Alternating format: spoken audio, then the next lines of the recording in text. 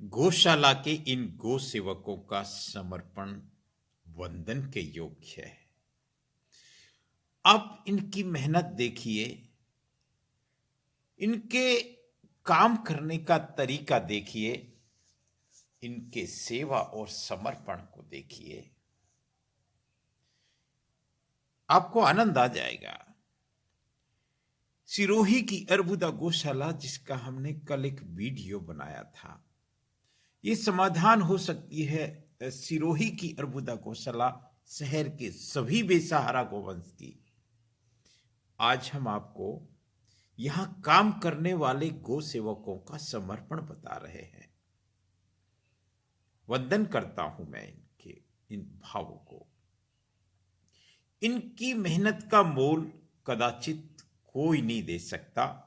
इनकी मेहनत का मोल तो गौ माता ही देती है, लेकिन हमारी जिम्मेदारी बनती है कि इनकी हम यथा योग्य सेवा करें।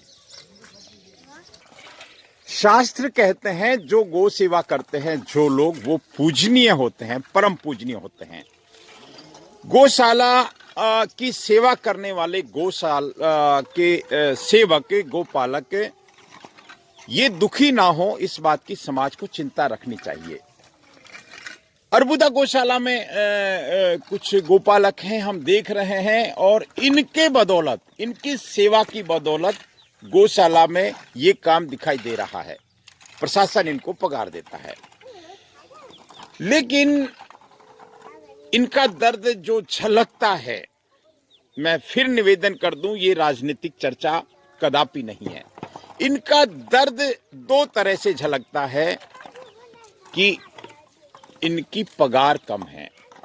इनका दर्द इस तरह से भी झलकता है कि इनकी पगार समय पर नहीं मिलती। देखिए, ये सेवक हैं, ये श्रमवीर है, ये गोपालक हैं, ये गो भक्त हैं। इनकी पगार समय पर मिलनी चाहिए, ये सत्य है।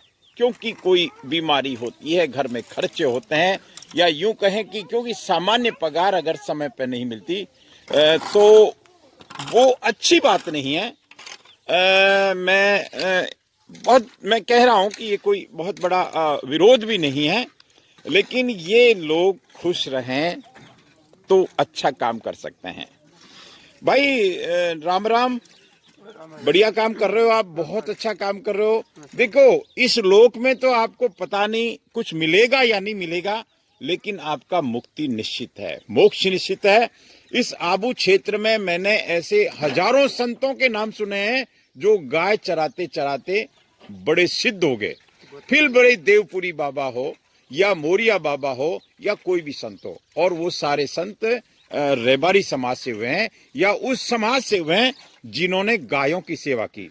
तो आप जो काम कर रहे हो उसका मोल तो संभव ही नहीं है कि आपको इसका मोल चुकाया जाए, ये तो बिल्कुल संभव नहीं है।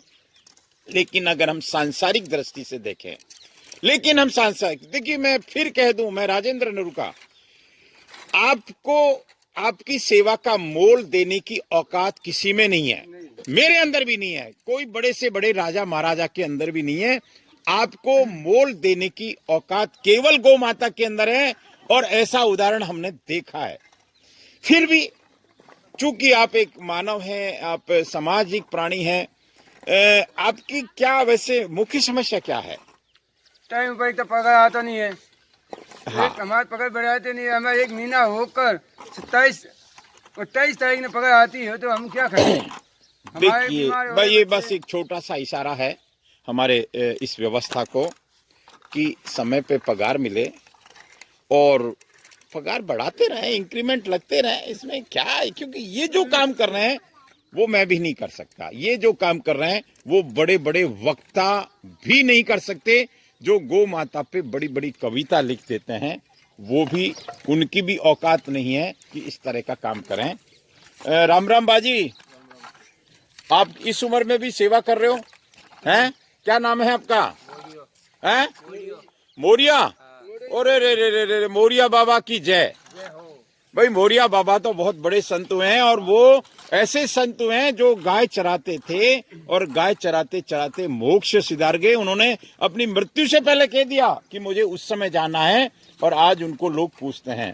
खैर मैं बात को विराम देता हूं, लेकिन हमारी व्यवस्था को इस बात पे जरूर गौर करना चाहिए कि कोई दुखी क्यों रहे और कम से कम वो लोग तो दुखी ना रहे जो गो सेवा करते हैं।